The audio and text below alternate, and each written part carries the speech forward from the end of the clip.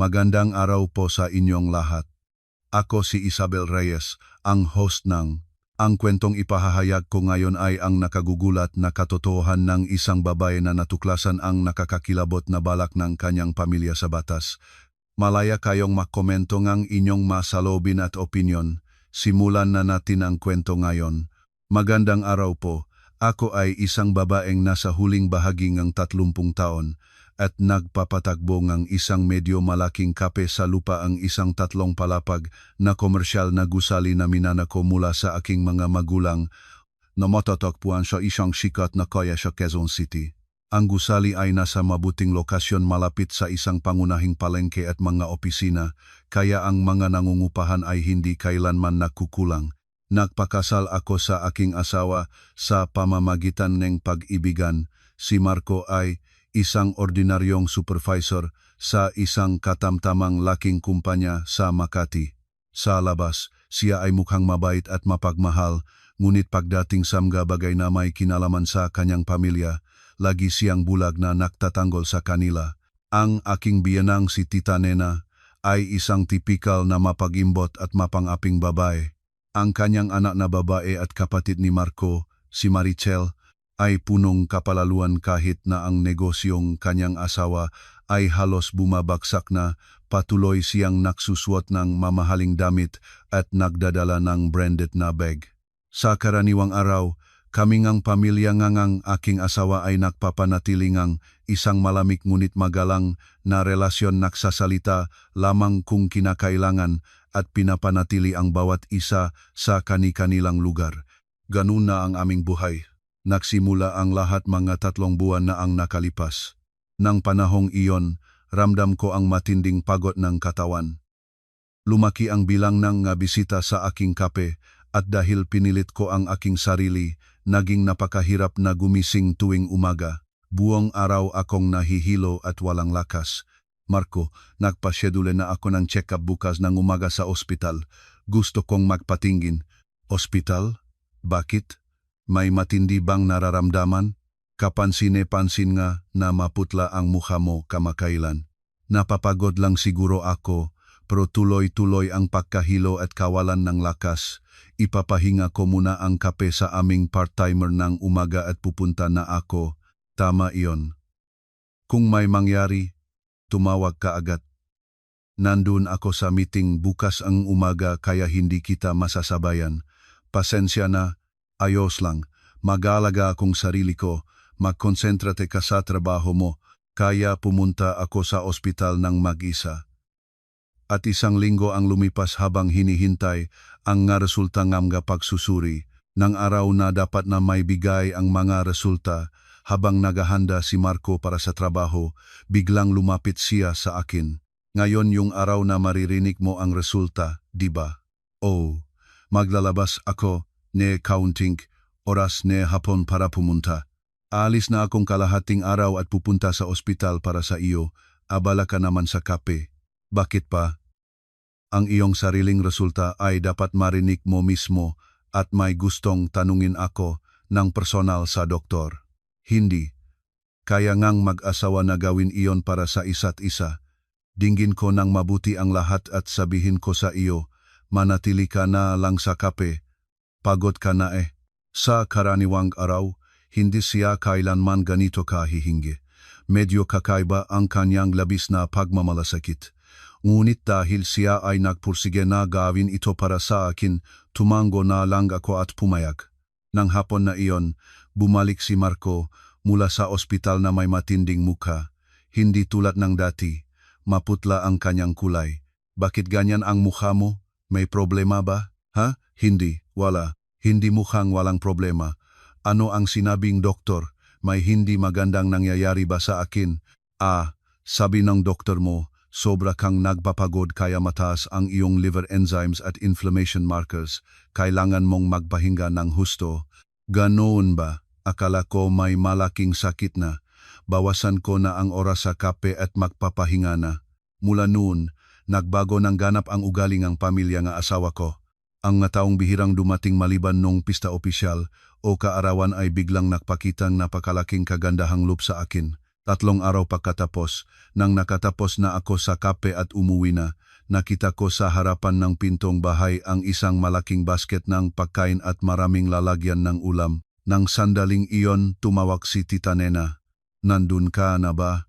Nagdala ako ang ulam. Narinig ko na hindi maganda ang katawan mo ngayon. Nagtatrabaho ka ng husto sa labas. Kailangan mong kumain ng mabuti. Nagluto ako ang espesyal na bulalo para sa iyo. Initin mo at kainin kasama si Marco."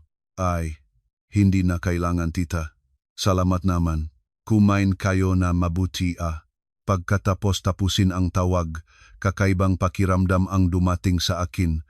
Ang mataong palihim na minamaliit ako kahit alam nilang may gusali ako biglang naging mapagmalasakit. Ilang araw pagkatapos, dumating si Maricel sa aking kape. Hawak niya ang 2 mamahaling basket ng prutas. "Ate, narito na ako." "Maricel, anong oras ito para sa iyo? At para sa ano ang mga prutas na iyan? Narinig ko kay mama na hindi maganda ang katawan mo, ate. Ang kuya rin ay lubos na nag-aalala. Ate, ipaubaya mo na sa mga part-timer ang kape at magpahinga ka ng ilang araw." "Ano, pagod lang naman ako. Hindi pa ako kailangan magpahinga." "Naku, maingat ka. Kung talagang abala ka, pwede akong lumabas tuwing Sabado at bantayan ang counter para sa iyo. Pamilya tayo, kailangan tayong tumulong sa isa't isa. Malungkot naman ang kuya kapag may nangyari sa iyo, ate. Ikaw ang mag-aalagang counter." Nagpasalamat ako ng maikli at tinanggal ko ang aking atensyon dito. Masyadong pekeng kagandahang loob. Si Maricel na noon ay abala sa pag-eksibisyon na kanyang makadamit biglang nakalala at nakboluntaryo pa para magtrabaho tuwing Sabado. Ngunit sa palagay ko, pinalaki siguro ni Marco ang aking kalagayan upang mukha itong seryoso, kaya tinanggap ko lang ito at hindi na binigyan ng malaking halaga. Ang napakahalaga para sa akin ngayon ay ang naghihintay na mga buwis sa gusali at ang pagunlad ng bagong menungang kape. Kaya naman ang kakaibang pagiging mainit at palakaibigan na kapaligiran ay nagpatuloy ng halos 2 linggo. Si Marco ay maagang umuwi araw-araw at tumutulong sa mga gawaing bahay at si Tita Nena ay nagdadala ng masustansyang pagkain bawat 2 araw. At pagkatapos ay dumating ang problemadong araw na iyon. Isang Sabadong gabi, pinilit ni Tita Nena kaming mag-asawa na pumunta sa kanilang bahay sa Marikina dahil gusto niyang palakasain ang aking katawan. Ang hapunan ay talagang mainit. Patuloy na naglagay si Tita Nena ng karne sa aking plato at si Maricel din ay naging masaya at maalwan. "Anak, kumain pa. Tingnan mo ang mukha mo. Parang kalahati na lang." "Tita, buso na talaga ako. Kumakain na ako ng sobra kamakailan at malapit na akong tumaba." "Ate, okay lang ang tumaba. Ang kalusugan ang pinakamahalagang bagay." "Oo nga, ang sinasabi nga, asawa mo ay tama. Mabilis na gumaling. Mabuti naman at sisikapin kang alagaan ng aking anak at kapatid." Pagkatapos ng hapunan, nagaroon ngang agarang pangangailangan sa tindahan kaya mabilis akong lumabas ng mag-isa. At nang papasok na ako sa aking sasakyan, napagtanto ko na naiwanan ko ang aking telepono sa loob ng bahay. Walang magagawa, bumaba ako mula sa sasakyan at mabilis na lumakad pabalik sa bahay. Sa kabutihang palad, ang pinto ay hindi pa lubos na nakapinit, bahagya itong nakabukas. Tahimik kong binuksan ang pintuan at pumasok. Ang loob ng bahay ay parang patay ang lahat ng ingay. Kinuha ko ang aking telepono mula sa sopa sa sala at pabalik na sana ako nang makita ko ang mahina at malalim na liwanag na kumikislap mula sa pagitan ng pintuan ng silid tulugan. Mula sa loob, narinig ko ang mahinang usapan.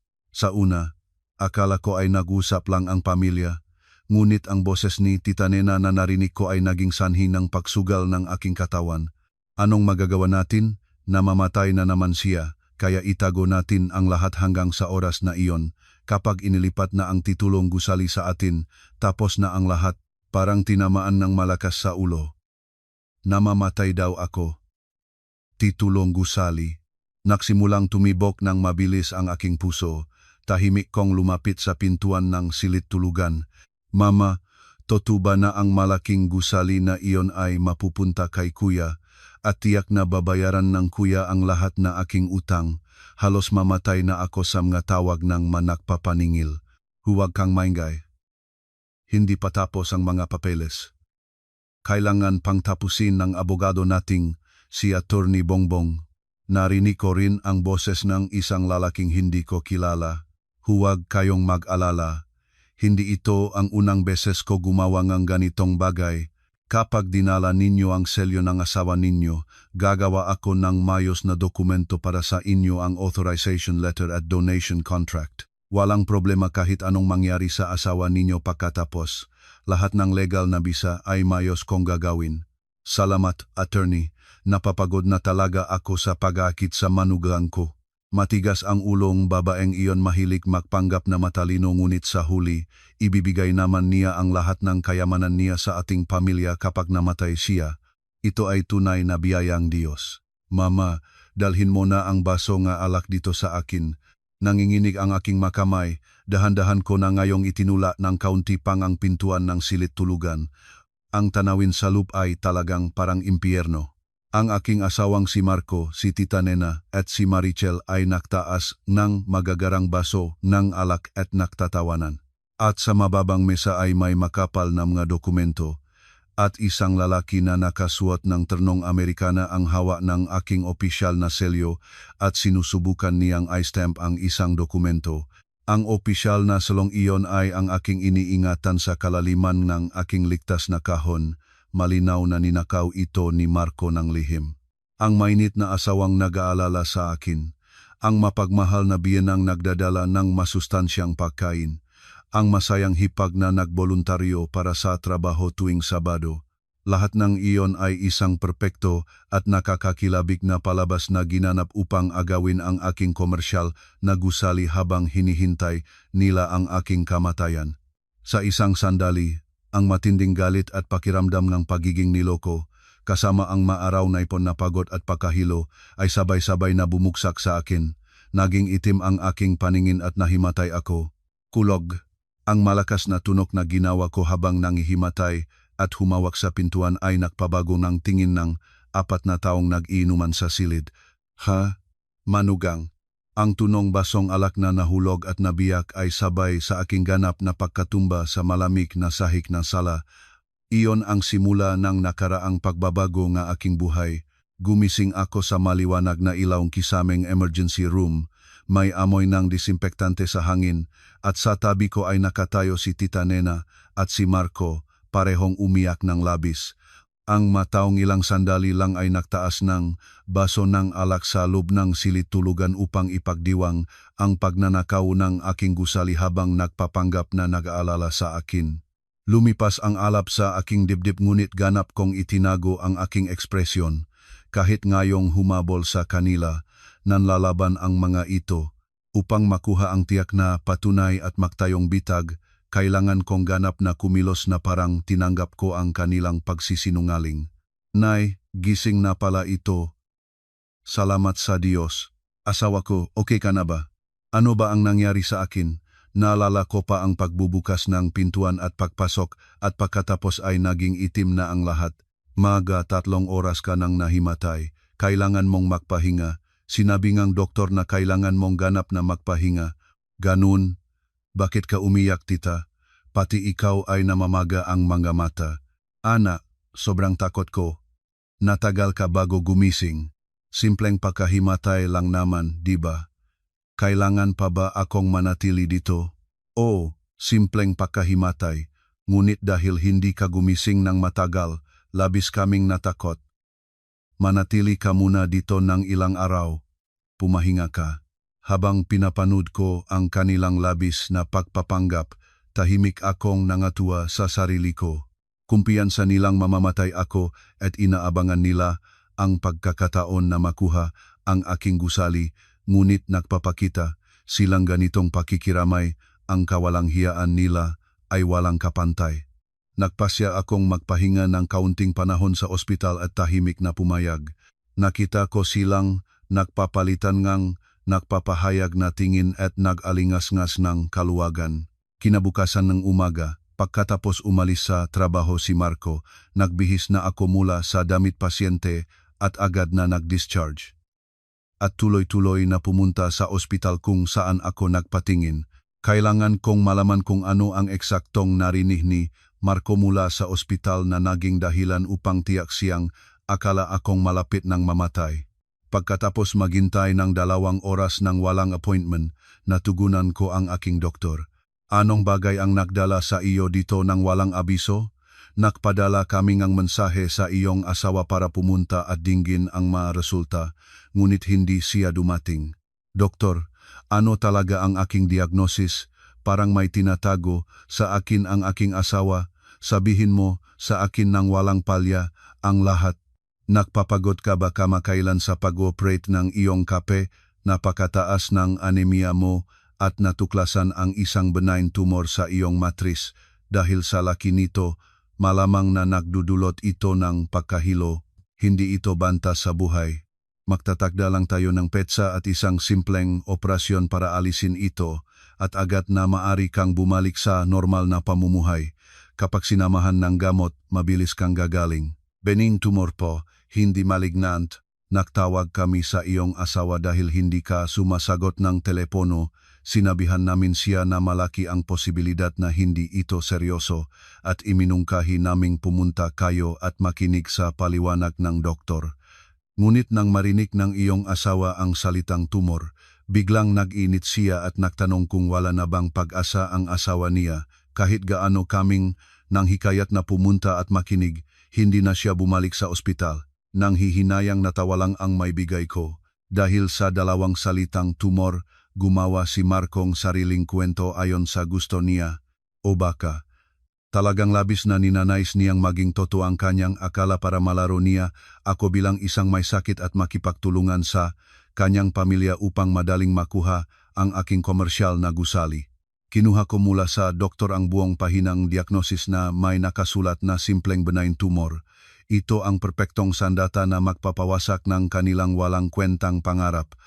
Pagkatapos umuwi at mahiga sa kama, ilang oras ang lumipas at narinig ko ang tunong password na pinipindot sa pintuan. Si Marco ay dapat nasa opisina pa, kaya si Tita Nena o si Marichel lang ang posible. Dahan-dahan akong tumingin sa sala. Ang katawan ay pumasok ng Natural K, Maricel sa aking dressing room at nagsimulang haluhugin ang mga drawer at closet.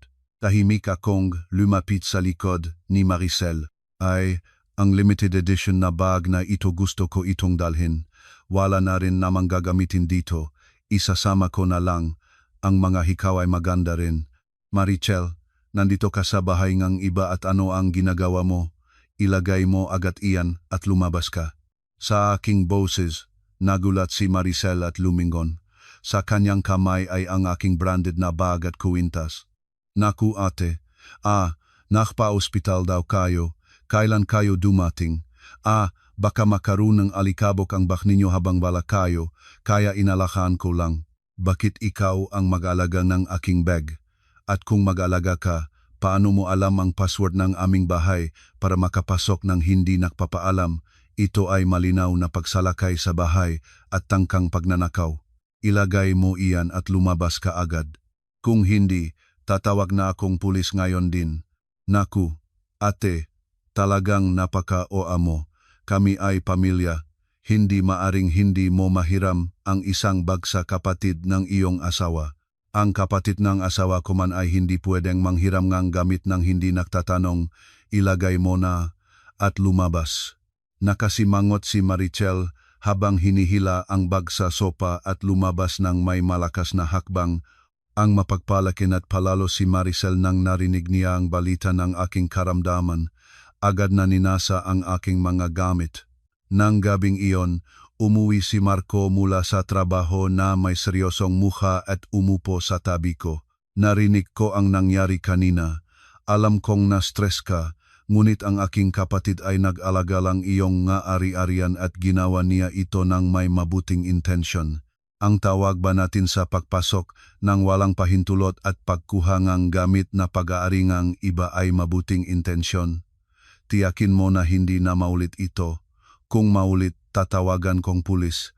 Sige na, sabi ko na sa kanya. Sabagay, paano na ang pamamahalang gusali? Sa ngayon, ilipat mo na ito sa akin. Napaka-stressful ng pag-handle sa mga nangungupahan at buwis para sa isang may sakit. Paano mo mahahawakan ang gusali? Abalang-abala ka na sa trabaho mo. Kaya ko naman, maglilikha akong oras. At sa pagkakataong ito, ilipat na natin sa aking pangalan ang titulo. O kahit man lang mag-joint title tayo. May kilala akong abogado kaya ang mapapeles ay ayusin lahat niya. Abogado.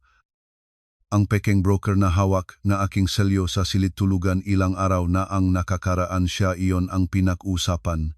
Pinihilan ko ang aking halit at tahimik na sumagot. Hindi ganon kasimple ang paglilipat ng titulong gusali. Malaki ang buwis na kasama nito.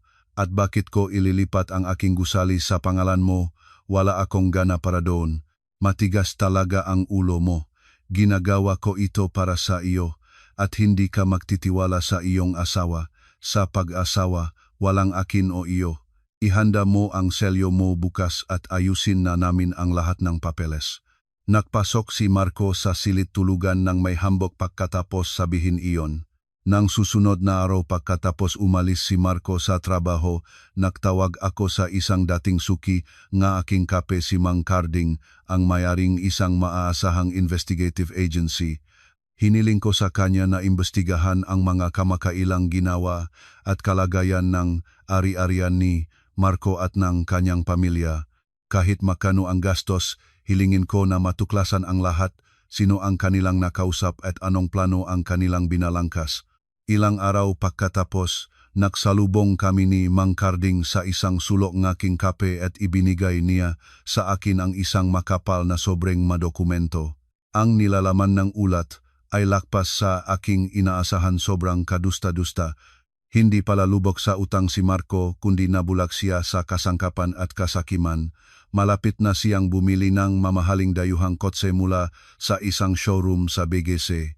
Ang tinatawag na Attorney Bongbong sa silid-tulugan ng bahay nina Tita Nena ay hindi tunay na abogado, isang profesional na manloloko ang nilalaro ng kumpanya ng real estate. Si Marco ay nagnanais na ibenta ang aking komersyal na gusali at ilaga ang lahat ng pera sa isang ghost resort development project na iminumungkahi ng broker na iyon. Si Tita Nena ay naghanda ng down payment sa isang high-end na retirement village sa Tagaytay gamit ang inaasahang kita mula sa pagbebenta ng aking gusali. Si Maricel naman ay nagplaplano ng mamahaling overseas shopping tour sa pamamagitan ng pera na makukuha mula sa kanyang kapatid. Talagang natigilan ako sa pagkabatid nito. Sa ilalim ngang pagkukunwari ngang pagiging pamilya, bawat gabi ay nagtataas sila ngang baso ng alak habang hinati nila sa kanilang isipan ang aking pinahirapan. Inilagay ko ang lahat ng ebidensyang nga dokumento, audio file, at medical certificate sa aking bag at pumunta agad sa bahay ng aking mamagulang sa Chainta. Sina papa at mama na nanonood ng telebisyon sa sala ay nagulat nang makita ang aking namumutlang mukha. Anak, bakit ganyan ang hitsura mo? Sinabi mong inaalagaan kang pamilya nga, asawa mo lahat iyon ay kasinungalingan pala. Saan ba nandun si Marco? Papa, mama, huwag kayong matakot at pakinggan ninyo ang lahat ng sasabihin ko hanggang sa katapusan.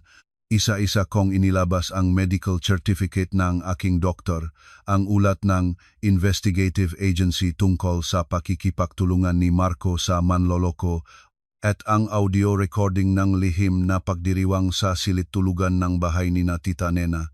Pagkatapos basahin ng maingat ang lahat at marinig ang audio file, ang kamay ni Papa ay nagsimulang humipo. Sa mundo, paano maring mayroon makataong kanito? Narinig mo ang iyong sakit, ngunit sa halip na makalala, nakdibang pasila at nakplaplano na akawin ang ari-arian mo, at nakikipagtulungan pa sa manloloko para itapon ang gusali mo. Kung kaya, iyon pa pala ang manloloko, pupunta na ako agad doon at ibabahagi ko sa pulis. Anak ko, kawawa naman, halika na dito, mag-impake na ang mama mong gamit mo, huwag ka nang bumalik doon. Papa, mama, huminahon kayo. Kung emosyonal tayong kumilos, tayo ang magiging lugi. Kahit pupunta pa tayo doon at bubuligin ang lahat, sasaliksikin nila ang ebidensya at kakapalit-palitan ng usapan bilang common property ng mag-asawa at mag-abogado pa sila. Kung pabayaan nating umiral ang tamang proseso, mahihirapan tayo at tayo ang mapapagod. Kaya mananatili ka pa rin at tiisin lang ang lahat. Hindi papa, tatapakin ko sila ng lubusan. Si Ati, Santos na legal advisor ninyo sa kumpanya, nandun pa ba siya? O nandun? Ano ang plano mo? Ngayon, si Marco ay desperadong hinihiling na ilipat ko ang titulo nga aking gusali sa kanya. Gagawa tayo ngang pinaka-perpektong bitag para sa kanila. Tama ka. Ang hindi maingat na galit ay tumutulong lamang sa kaaway. Makikipag-ugnayan na ako agad kay Ati Santos at hihilingin kong gawin ang pinakamaingat at malalim na bitag para sa mga taong iyon. Ang mga taong nagpaluha sa aking anak ay dapat magbayad ng tama. Dumating ang Sabado energy, umaga energy, labanan. Magang gumising ako at umupo sa harap ng salamin upang pagandahin ang aking mukha bilang pinakamay sakit na tao sa mundo. Bahagya pagkatapos ng 1:00 ng hapon, pumasok sina Papa, Mama at si Ati Santos sa pintuan ng aming bahay. Anak, natakot ako sa hitsura mo, mabuti at costume pala iyon. Nag-alala kang labis. Ngayon, ayusin ng iyong papa ang mataong iyon, Ati Santos. Anda na ba ang lahat NG papeles? Ginang, ayon sa inyong utos, ang kasulatan ay may hitsura ng isang ganap na real estate donation at title transfer. Ngunit mula sa ikalawang pahina pababa, may mga maingat na espesyal na kondisyon na nakapalob. Kapag natuklasan na ang pekeng intensyon ng asawa ang maling pag-unawa o sadyang pagpapanggap ng kalagayan ng kanyang asawa upang makamit ang kayamanan, ang donasyon ay agad na magiging walang bisa. Bilang karagdagang parusa, ang lahat ng karapatan ng asawa sa kanilang tirahan ay ililipat sa asawa. Bukod pa rito, itinakda ang 5 milyong piso na kabayaran para sa espiritual na pinsala. Kapag nilagyan ng selyo ang kasulatan, ang asawa ay mawalan ng lahat ng karapatang ari-arian. Nang 2:00 ng hapon, narinig ko ang maingay na password na pinipindot. Binuksan ang pintuan at pumasok sina Marco, Tita Nena, at Marichel ng may malakas na ingay. May hawak si Tita Nena na malaking sakong pakain, at si Maricel ay walang kahihiyang nakasuot ng aking cashmere shawl sa kanyang balikat. Ay, manugang ko, nag-alala akong pumasok, ang mukha mo parang puting papel. Pumunta pa ako ng maaga sa palengke para bumili ng pinakamainam na talangka at nagluto ng masustansyang sopas. Kainin mo ito at magpalakas. Tita, naparito kayo, masabigat ang pakiramdam ninyo ngunit nagpunta pa rin, salamat. Ate, narito na ako. Naku, nakita ko ang mukha mo at kinalig ang aking puso. Ate, bakit ninyo tinawag ang lahat sa amin ngayon? Magpahinga ka na lang. At ang shawl na ito. Ate, sa inyong closet ito kinuha ko. Wala rin namang gagamitin dito, kaya binalot ko na lang. Pamilya naman tayo, hindi ba? Bahala ka. Umupo si Marco sa tabi ko. Asawa ko, basta at gusto mo ito, susuportahan kita. Ang gusali ay napaka-stressful na pamahalaan. Mula ngayon, ibigay mo na sa akin ang lahat at magpahinga ka lang at mag-concentrate sa pagaling. Regular na ipadadala ko sa iyo ang renta at pupuntahan kita sa pinakamagandang ospital. Inilagay ni Ati Santos ang makapal na bundle nga dokumento sa gitna ng mesa. Sa unahan ay nakasulat sa matapang na letra, kasulatan NG donasyon at paglilipat NG titulo ng ari-arian. Sa sandaling makita ito ni Marco, hindi niya matagal ang ngiti sa kanyang bibig. Ganun din sina Tita Nena at Marichel, pati na rin agad na tumikhim ang nga mata nila sa bundle ng mga dokumento. Sige, tignan ninyo ang mga papeles.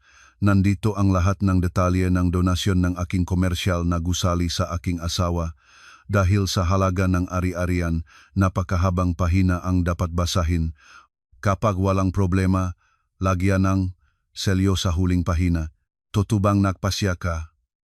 Sabi ko sa iyo na huwag magmadali dahil hindi kita gustong pagurin. Nagpasya na ako. Kumusta naman, manugang? Napagpasiyahan ng aking anak ang pinakamahalagang bagay. Inaasikaso mo ang lahat at bigyan mong kahulugan ang tiwala ng aking anak. Siyempre, biyenan. Ikaw ang nagpapatunay kay Ati Santos na magtitiwala akong mabuti ang lahat ng papeles. Bakit ko pa kailangang basahin? Nandun na ang pirma ng isang abogadong pinakakatiwalaan. Bago ka pumirma, hindi ba dapat basahin ang nga espesyal na kondisyon sa likod? Kahit mag-asawa tayo, kontrata pa rin ang kontrata. Nandun din ang iyong nga pananagutan sa akin. Anong pananagutan? Asawa mo ba ako o estranyo? Gagawin ko ang lahat para sa iyo. Kahit ang mabituin sa langit ay kukunin ko para sa iyo. Hindi ko kailangan ng papel na ito para patunayan ang aking pagmamahal. Huwag kang mag-alala at magtiwala ka sa akin. Nang may pagmamalaki, kinuha ni Marco mula sa kanyang bulsa ang kulay pula, niyang opisyal na selyo at mabilis na tinata ang huling pahina ng madokumento. Pagkatapos ay maingat na tinata ang bawat pahina. Nang hiniling ni Ati Santos na lagyan din ng pirma ng saksi ang dokumento, na kompetensya pa sina Tita Nena at Marichel kung sino ang unang pipirma at agad nilang kinumpleto ang lahat ng nilikha. Nang ilagay ni Ati Santos ang mga dokumento sa kanyang bag, ang hangin sa sala ay bahagyang nagbago. Ang mga maskarang pagmamalasakit na pilit nilang suot ay bigla at ganap na natanggal. Ang unang nakpakitang tunay na kulay ay si Tita Nena. Ay, natanggal na ang pasanin ko. Anak, ngayon natapos na ang mahahalagang bagay, hindi ba mas mainam kung umalis ka na bukas ng umaga para sa isang care facility? Napansin ko kanina na nahihirapan kang huminga.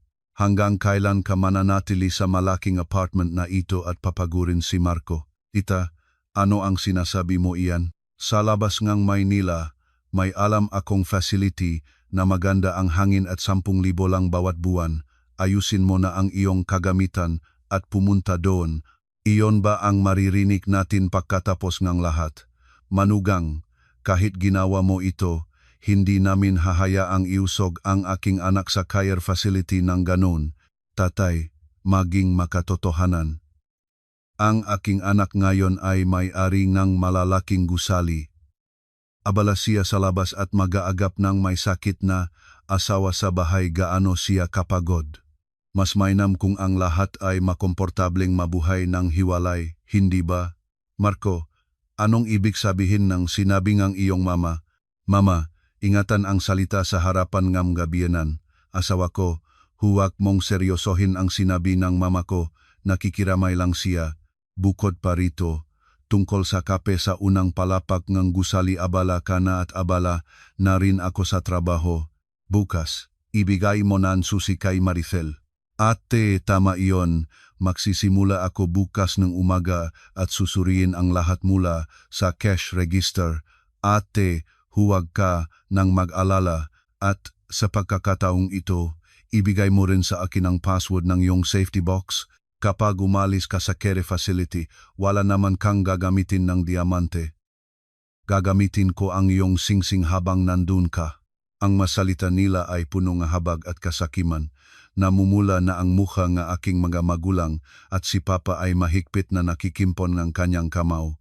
Nagpadala akong tingin sa aking nga magulang upang hintayin ng kaunti pa at dahan-dahan at matibay na itinuwid ang aking likod mula sa pagkakaupo sa sopa. Pagkatapos ay kumha ako ng tisyu mula sa mesa at mabilis na pinunas ang aking malabi na nakabalot ng maputing pulbos. Sa sandali, ang kulay buhay na labi ay nagkaroon muli ngang maliwanag na pula. Care facility, bakit ako pupunta doon? Bukas bubukas muli ang aking kape. At tita, ikaw ang may edad na gusto mo bang hanapin ko ang template ng isang care facility para sa iyo? Ang biglaang malamig na tunog ko at malinaw na tingin ay nagulat kina Marco, Tita Nena at Marichel.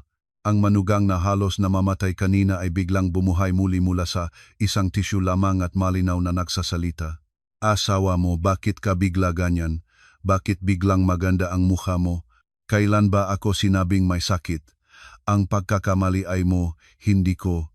Binulsa ko ang aking telepono at kinuha mula sa likod ko ang isang matigas na pahina ng papel at mabilis nitong itinatapon sa gitna ng mesa.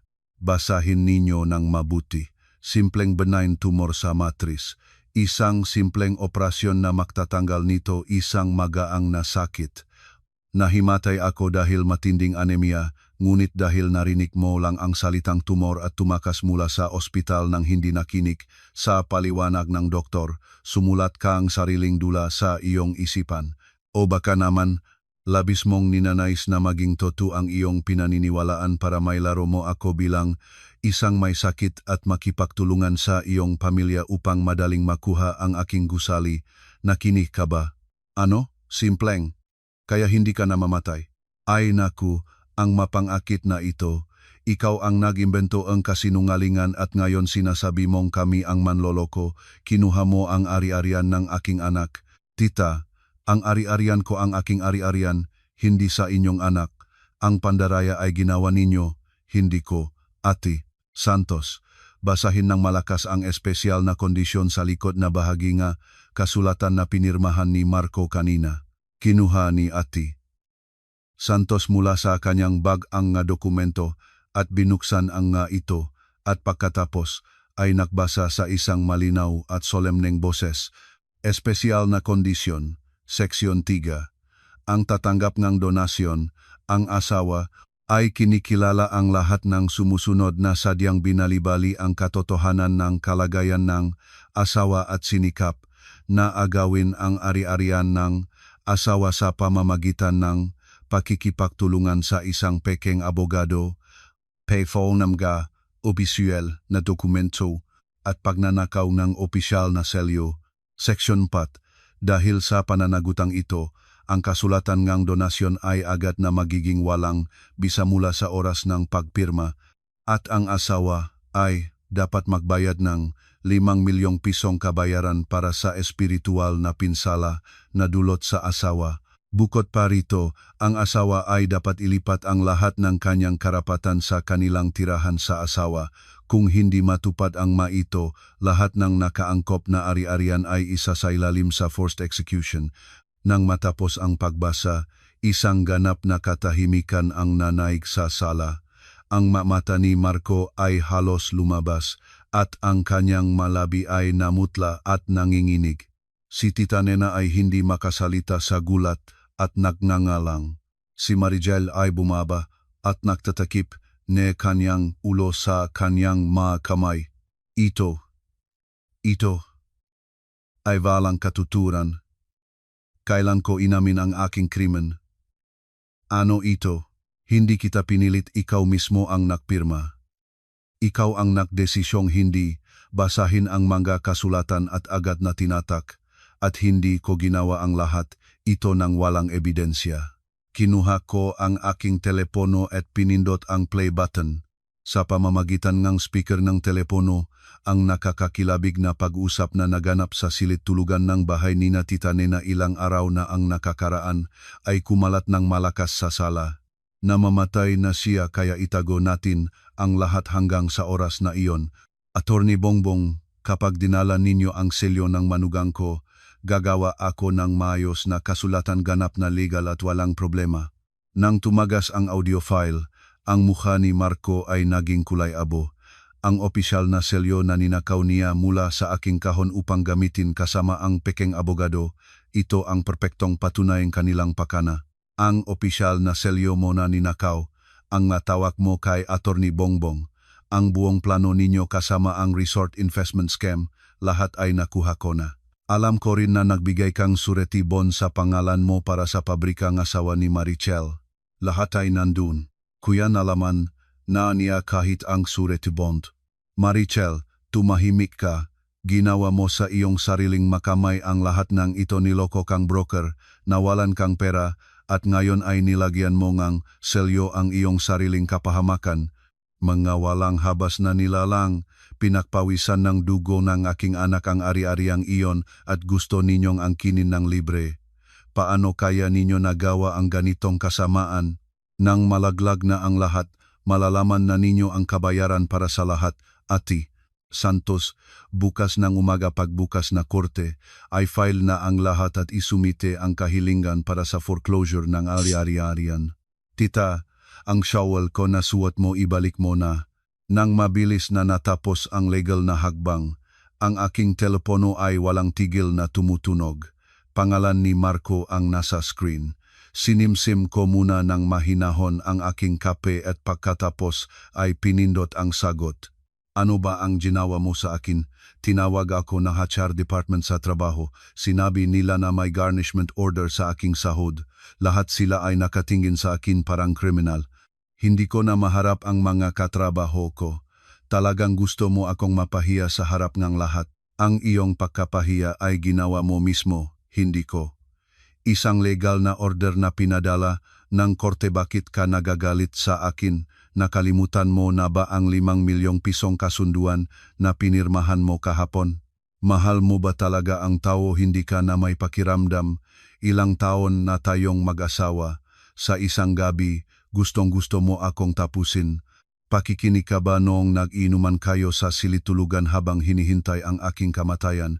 Alam mo ba kung gaano kahirap ang aking pakiramdam? Kung wala kang pambayad, ang sahod mo ay patuloy na gagarnisyahan. Huwag na akong personal na tawagan pa kapag may sasabihin ka. Gawin mo sa pamamagitan ng aking abogado. Matibay kong pinutol ang tawag. Ilang araw pagkatapos, biglang dumating si Marichel sa aking kape. Malayo na ang kanyang itsura, sa dati walang makeup, ang buhok ay hindi maayos, at ang damit ay kulubot. Ate, ako ito. Kumusta na kayo, ate? Ilang araw na akong walang tigil kaya hindi makausap. Malamig kong inalis ang aking kamay mula sa kanyang hawak. Marichel, anong dala mong balita ngayon? Ate, parang mamamatay na ako. Ang asawa ko ay kahapon na opisyal na naglunsad ng bankruptcy proceedings. Dumating ang mga kreditor sa opisina ng asawa ko at sinira ang lahat ng gamit. Ang aming bahay ay inangkin ng bangko at kailangan naming lumabas bukas.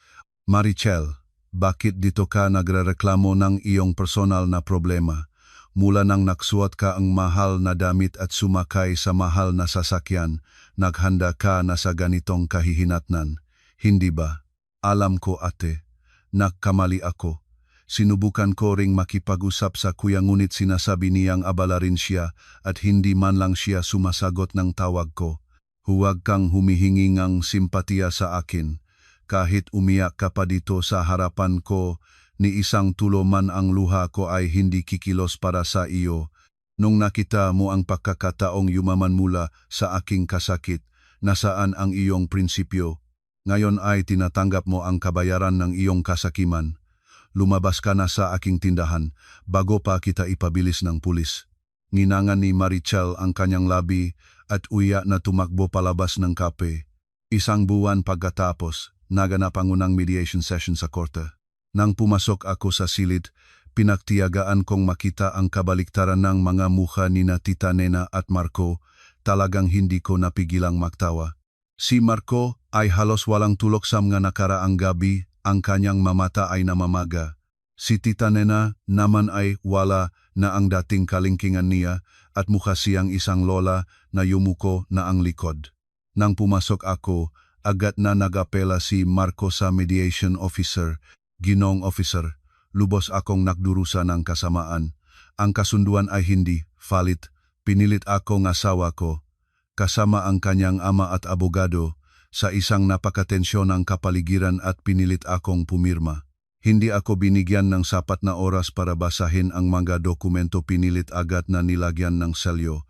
Paano magkakaroon ng 5 milyong piso na kabayaran sa pagitan ng mag-asawa? Paano ko maaring ibigay ang aking karapatan sa aming tirahan? Gino, ang argumento ng defendant ay malinaw na kasinungalingan. Narito ang CCTV footage ng sala kung saan nang may ngiti ay nilagyan ng selyong defendant ang mga dokumento.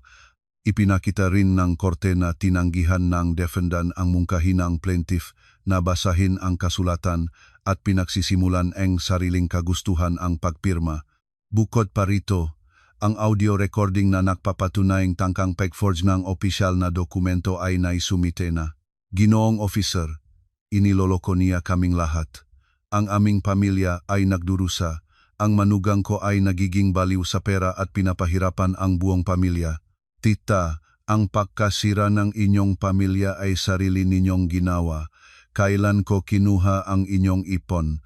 Ikaw mismo ang nag-advance ng iyong pera para sa inyong plano sa retirement village gamit ang inaasahang kita mula sa pagbebenta ng aking gusali. Bakit ako ang sisisihan? Nang marinig nila ito ni Tita Nena at Marco, walang magawa ang maga ito. Pagkatapos ay nagsalita ang mediation officer ng malinaw.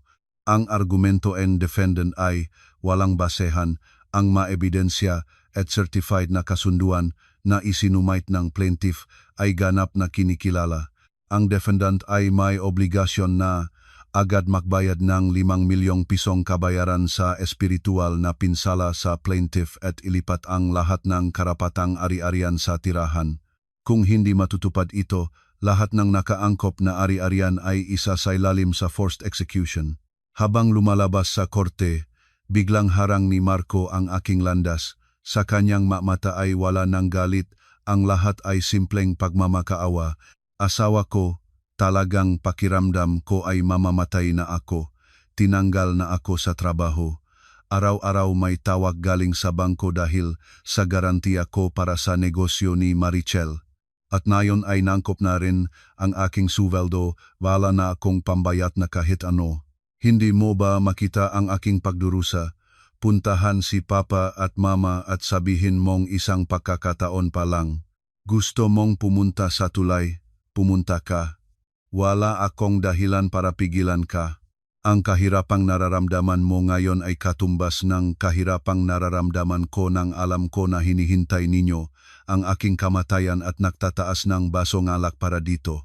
Ang asawa mo, ang iyong pamilya maging sila man ay maging palaboy, maging blacklisted, wala na kaming relasyon sa lahat ng iyon, huwag na kang lumitaw pa sa aking buhay. Nakakadismaya lang ang mukha mo. Nang hindi na lumingon, bumaba ako sa hagdan ng korte. Ang hanging tagsibol ay masayang humihip. Lumipas ang 1 taon. Si Marco at ang kanyang pamilya ay ganap na gumuho. Si Marco ay nag-file ng personal bankruptcy dahil sa hindi kaya ang naipon na utang mula sa kabayarang damage at surety bond. Narinig ko mula sa kung saan na nagtatrabaho siya bilang isang manggagawang araw-araw at nahihirapang mabuhay. Ang mapalakin at palalo si Marichel ay hinawalay na ang kanyang asawa at ngayon ay nagtatrabaho sa isang kusina ng isang kainan na huhugas ng pinggan araw-araw para mabuhay. Si Tita Nena naman na walang kakayahan na manirahan sa piling ng kanyang anak at anak na babae ay nag-aralaw sa isang maliit na pabahay na subsidiya ng lokal na pamahalaan. Bawat araw ay umaasa at nagreklamo sa kanyang maanak. Sila ay ganap na nasunok sa impyernong kanilang sariling hinanda. Sa kabilang dako, ang aking buhay ay mas maliwanag at mapayapa kaysa dati. Ang aking kalusugan ay ganap na gumaling matapos ang matagumpay na operasyon para alisin ang benign tumor. Ang gusali na ganap na napreserba ang titulo ay kamakailan ay dumaan sa malaking renovasyon at ang aking kape sa unang palapag ay naging isang sikat na lugar sa lugar, araw-araw ay punong mabisita. Ngayon din, sa tabing ang bintanang aking kape, umupo ako habang tinatanggap ang mainit na sikat ng araw at gumigiling ng kape. Biglang bumukas ang pintuan ng kape, pumasok sina Papa at Mama na makasamang nakangiti. Anak, ang mukha mo ngayon ay parang buwan. Puno nga bisita ang kape at siguradong lulusok ang negosyo kapag masaya ang hitsura ng amo. Oo nga, anak ko, nang matanggal na ang nga masamang tao, magkakaroon ng daan ang iyong kinabukasan. Heto ito, anak, pumunta ako sa palengke at naalala kita kaya binili ko ito. Nakarelax ako sa tabing ang bintana kasama sina Papa at Mama, iniinom ang mabangong kape at tumingin sa labas. Ang mataong naginuman habang hinihintay ang aking kamatayan ay ngayon ay nag-ukol ng kanilang sarili sa ilalim ng impyernong kanilang sarili ring ginawa. Ngunit ako ngayon ay naglalakad sa gitna ng pinakamasaya at maliwanag na taksibol ng aking buhay. Ang sakit ng pagkawala ay pansamantala lamang, ngunit ang katarungan na aking natamo at ang matamis na paghihiganti ay magiging pinakamatibay na pundasyon ng aking natitirang buhay. Dito ay ganap na natapos ang aking matagal na paghihiganting puno ng katarungan. Hanggang dito ang kwento ngayon. Kung nagustuhan ninyo ang kwentong ito, mag-subscribe,